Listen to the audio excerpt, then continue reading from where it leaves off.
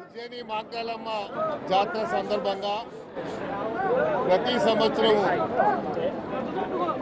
ఇది ప్రత్యేకంగా తెలంగాణ పండుగగా ప్రకటించిన తర్వాత తెలంగాణనే కాదు దేశ నలుమూలల నుండి అమ్మవారిని దర్శించుకోవడానికి రావడం, అదేవిధంగా అమ్మవారి ఆశీస్సులు తీసుకోవడం అనేది ఆనవాయితీగా వస్తుంది.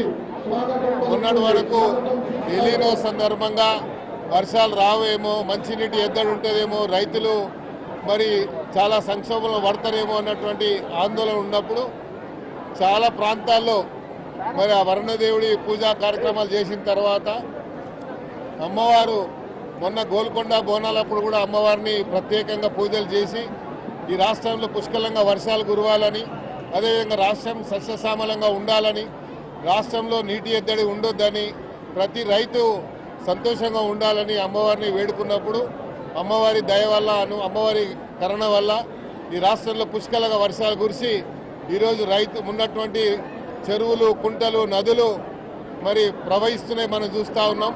అమ్మవారికి అందరి తరఫున మనస్ఫూర్తిగా వేడుకోవడం జరిగింది. ఈ రాష్ట్రం ఇలాగే నిత్య కళ్యాణం పచ్చతోరణంగా ఉండాలని అమ్మవారిని వేడుకోవడం జరిగింది.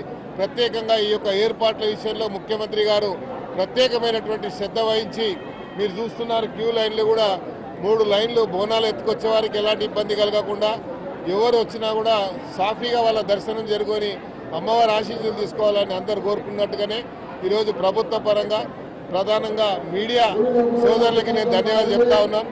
ఈ యొక్క ప్రచారం దేశవ్యాప్తంగా జరుగుతుంది అంటే మీడియా వల్లనే జరుగుతుందని చెప్పి ఇక్కడ ఉన్నటువంటి మీడియా వారందరికీ కూడా ధన్యవాదాలు.